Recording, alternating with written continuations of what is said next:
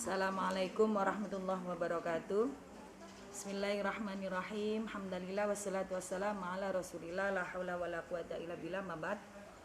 Ila hadratin Nabi Mustafa Rasulillah sallallahu alaihi wasallam wa ala alihi wa azwaji wa dzurriyyati wa ashabi baitil kiram. Al-Fatihah.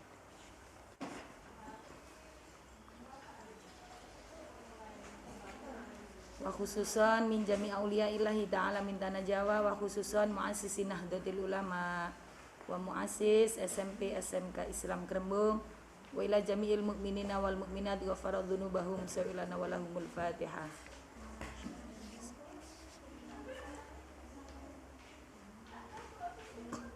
Untuk kita semua, keluarga besar SMP dan SMK Islam Krembung, semoga Allah senantiasa memberikan kesehatan kepada kita semua, keberkahan hidup, ilmu yang bermanfaat, sehingga ini menjadi wasilah kehidupan kita ditata oleh Allah Subhanahu wa Ta'ala, dan hidup kita menjadi kehidupan yang husnul khotimah.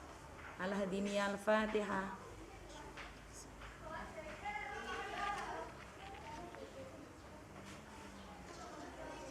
Baik anak-anakku, ngaji online kita di pertemuan yang kedua ini kita membahas tentang kemarin kita membahas tentang bagaimanakah hukumnya puasa dalam ketentuan syarat Islam.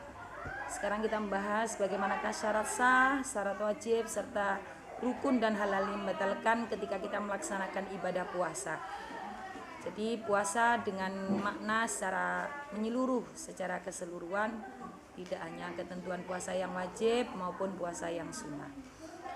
Baik anak-anak, yang pertama kita membahas tentang bagaimanakah ketentuan syarat sah dalam puasa. Kemudian kita mengenal ada syarat wajib dan ada syarat sah. Syarat sah yang artinya ketentuan ini menjadi dasar puasa kita akan menjadi sah. Jadi ketika kita dalam kondisi yang disebutkan nanti, ketika tidak atau ada yang menghalangi, maka puasa kita menjadi tidak sah walaupun kita melaksanakan puasa. Itu yang dinamakan dengan ketentuan syarat sah.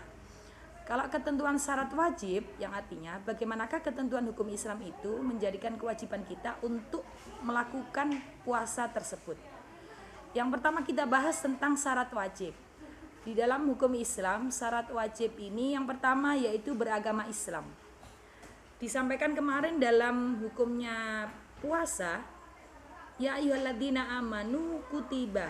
Makna kutiba diwajibkan itu kepada orang-orang yang beriman sekaligus orang beragama Islam. Di dalam hadis Rasulullah yang kemarin disebutkan, bunyal Islam ala khamsin. Islam itu didirikan dari 5 hal. Jadi kita sebagai umat Islam harus melaksanakan 5 hal tersebut. Salah satunya adalah puasa. Jadi ketentuan puasa yang mewajibkan kita untuk melaksanakan puasa harus beragama Islam. Nah, bagaimana kalau orang yang belum menyatakan syahadatu alla ilaha illallah wa asyhadu anna muhammadar rasulullah tapi dia puasa? Maka ketentuan puasanya dia menurut ketentuan Islam tidak dianggap sebagai puasa karena dia masih dalam keadaan non muslim. Jadi kalau kamu sudah menyatakan diri saya Islam, maka ketentuan kewajiban untuk melaksanakan puasa itu sudah mulai berlaku. Yang kedua, mukallaf. Nah, apa itu mukallaf? Mukallaf itu orang yang terkenai hukum taklifi syariat. Dengan ketentuan maksudnya adalah baligh. Jadi orang mukallaf itu ketentuannya baligh. Kalau laki-laki usianya 15 tahun, kalau perempuan 9 tahun. Jadi kalau perempuan usianya sudah 9 tahun, maka dia secara hukum taklifi sudah diberlakukan sehingga dia disebut sebagai seorang mukallaf. Semua ketentuan syarat Islam diberlakukan kepada dia. Menurut ajaran Imam Al-Ghazali, catatan amal perbuatan sudah diberlakukan. Jadi kalau tidak melaksanakan sholat, maka dia dicatat amalnya sebagai kelalaian atau tidak melaksanakan ibadah sholat. Tidak melakukan puasa Ramadan, maka dia akan dicatat meninggalkan puasa Ramadan. Jadi sudah mulai diberlakukan catatan itu. Kemudian yang ketiga, mampu melaksanakan puasa, yang artinya istitoah. Dia mampu untuk melaksanakan puasa saat itu. Maka kewajiban bagi dirinya untuk melaksanakan ibadah puasa. Dijelaskan di ayat Quran surah Al-Baqarah kemarin, fa in kana minkum maridun aw ala safarin, jika kamu tidak mampu untuk melakukan puasa karena keadaan sakit, maka bagi dirimu tidak diwajibkan untuk melaksanakan puasa saat itu, sehingga bisa diganti ayyamam ma'dudat. Di awal ayat tersebut diganti fa'iddatun min ayyamin ukhor, maaf. Artinya bisa diganti di hari yang lain, karena kondisinya saat itu kamu tidak mampu untuk melaksanakan puasa.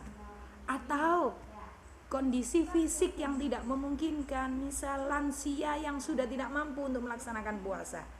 Nah, orang yang seperti ini boleh meninggalkan puasa tapi diganti dengan fidyah. Kemudian yang keempat, sehat.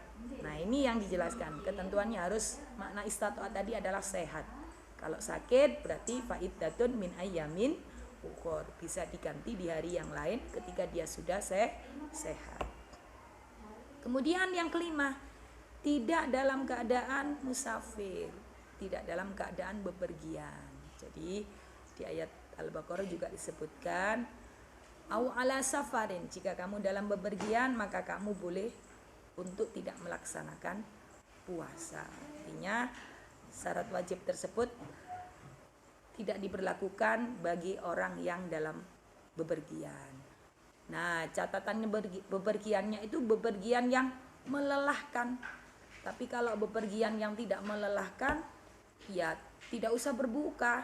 Misal mau pergi ke Jakarta naik pesawat, nah itu kan tidak melelahkan, 1/4 jam sudah nyampe di Jakarta. Yang melelahkan itu kamu pergi ke Mojosari naik sepeda ontel, ke Jombang naik sepeda motor Yamaha Esa, Yamaha lama. Nah ini bane bocor ping pindo, wah melelahkan sekali. Ini boleh berbuka ya. Nah itu anak-anak terkait dengan syarat wajibnya puasa. Kemudian yang selanjutnya syarat sahnya puasa. Nah ketentuan syarat puasa itu dinyatakan sah apabila satu, beragama Islam. Jadi orang tersebut beragama Islam, maka puasanya menjadi sah. Misal ada fulan non muslim mempunyai teman yang Islam, dia menghormati temannya ikut puasa, maka puasanya si fulan yang belum Islam tadi tidak dianggap sebagai puasa yang seperti ketentuannya di dalam syariat Islam. Karena apa? Dia masih belum beragama Islam, artinya masih non muslim. Kemudian yang kedua, berakal sehat. Jadi puasa seseorang itu dianggap sah apabila keadaan akalnya dia sehat, tidak gila. Nah, makanya kalian tidak boleh cemburu, cembukor bahasanya. Cemburu sama siapa? Orang-orang gila, Bu. Di pinggir jalan itu minum es, gak sopan dia. Ya mesti aja gak sopan, dia gak punya akal. Jadi orang yang berakal tidak sehat itu tidak ada ketentuan hukum taklifi bagi dirinya. Sehingga orang gila kalau tidak pakai baju, misalnya pelontosan, buka aurat, ya tidak ada dosa bagi dirinya. Karena apa? Dia tidak berakal. Nah kalau ada orang yang berakal, puasa-puasa kok gak odur, gak ada hal-hal yang mengodorkan dirinya untuk tidak berpuasa, dia minum es tebu misalnya di pinggir jalan, ya maka dia berdosa. Kalau tidak ingin berdosa, jadi gila dulu baru tidak berdosa. Yang ketiga yaitu suci dari haid dan nifas. Jadi harus suci dari haid dan nifas. Ini bagi perempuan, yang laki-laki tidak ada. Jadi kalau laki-laki haid, maka dia tidak ada rukhsah bagi dirinya untuk tidak berpuasa. Tetapi kalau puasa Ramadan, maka dia harus menggantinya, mengqadha hutang. Nah, di lain waktu di luar bulan puasa Ramadan, maka dia harus nyauri, napa nyauri niku? Yaitulah kudu ngodok di hari yang lain di luar bulan Ramadan. Kemudian mengerti kebolehan berpuasa di hari itu. Jadi mengerti keilmuan tentang berpuasa. Itu anak-anak terkait dengan syarat sah dan syarat wajibnya puasa bagi seorang muslim di dalam ketentuan syariat Islam. Kemudian dalam rukunnya puasa, apa saja rukunnya puasa? 1, niat. Nah, niat ini ada beberapa jumhur ulama atau para ulama berpendapat niat itu dilakukan ketika malam hari atau dimabitkan, dimalamkan. Biasanya kita melakukan secara rutin habis sholat tarawih, kita niat bareng-bareng ketika sholat berjamaah tarawih atau di rumah. Kalau sekarang kondisinya pandemi ini, kita sholat berjamaahnya dengan keluarga di rumah, kita niat bareng-bareng di rumah. Atau ketika sahur, niat. Ini ada sebagian ulama yang berpendapat niat itu harus dilakukan di setiap malam setiap hari. Ada sebagian ulama yang memperbolehkan niat itu ketika di awal puasa saja. Jadi di awal puasa niat, kita niat puasa dalam kurun 1 bulan. Itu juga ada yang memperbolehkan. Tetapi jumhur ulama menyatakan bahwasanya setiap hari harus dilakukan niat. Artinya tajdid dunia. Kemudian yang kedua, rukunnya puasa adalah meninggalkan hal-hal yang dapat membatalkan puasa. Nah, itu rukunnya. Nanti akan dijelaskan bagaimana hal-hal yang dapat membatalkan puasa. Tuh. Nah, ketentuannya menahan segala sesuatu yang membatalkan puasa itu dari apa? Dari mulai terbitnya fajar shadiq sampai terbenamnya matahari. Jadi kalau waktu gitu ya sampai mau menjelang waktu subuh sampai selesainya kita berbuka di waktu sholat maghrib. Nah, bagaimana yang puasa beduk, puasa dohur? Itu bagi yang belajar. Kalau yang belum balik puasa beduk enggak apa-apa. Tapi kalau sudah kena hukum taklifi, puasa beduk, puasa dohur itu tidak dihukumi puasa. Kalau masih belajar usia belum balik, misal anak usia PAUD, usia kelas 3 SD sudah 10 tahun, usia kelas 1 SD masih belum 10 tahun. Nah, itu belajar puasa dohur enggak apa-apa. Tapi kalau sudah balik enggak boleh. Itu bagi yang perempuan. Tapi kalau yang laki-laki usia anak kelas 2, 3 SD puasa dohur itu masih belum kena hukum taklifi. Enggak apa-apa kalau dibuat belajar. Itu anak-anak terkait dengan rukunnya puasa. Kemudian terkait dengan hal-hal yang membatalkan atau merusak puasa seorang. Yang pertama yaitu masuknya barang atau benda kepada rongga tubuh. Ada 7 lubang.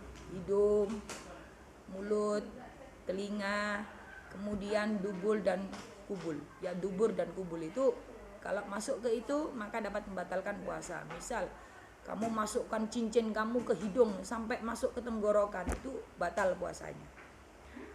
Kemudian muntah dengan sengaja. Jadi memuntahkan sesuatu dengan sengaja, dia menyengajakan diri untuk muntah. Jadi bukan karena faktor masuk angin, tapi memang dimuntah-muntahkan, ya itu dapat membatalkan puasa. Kemudian melakukan hubungan suami istri, ini ya bagi yang berumah tangga ini ya. Ini dapat membatalkan puasa. Kapan? Ya waktunya ketika mulai terbitnya, dari terbitnya fajar shadiq sampai terbenamnya matahari. Di waktu-waktu puasa itu tidak boleh berhubungan suami istri. Kemudian haid dan nifas. Nah, ini dapat membatalkan puasa seketika. Misal ada orang haid, dia haidnya maghrib kurang 5 menit, ya maka dianggap puasa sebelumnya itu dianggap tidak sah karena tidak nutup sampai terbenamnya matahari. Maka puasa berapa jam itu dianggap gugur, maka dia harus ngodoi puasa di lain hari. Kemudian orang gila, jadi gila mendadak misalnya, itu juga dapat membatalkan puasa. Nah, ujuk-ujuk gilanya datang, maka seketika puasanya saat itu langsung batal. Nah, itu. Kemudian murtad, keluar dari Islam, itu juga termasuk hal-hal yang dapat membatalkan puasa. Baik anak-anakku yang sangat saya sayangi dan saya cintai, saya banggakan, itu beberapa hal yang dapat disampaikan oleh Bu Nisa tentang ketentuan syarat sah puasa, rukun puasa, dan hal yang dapat membatalkan puasa.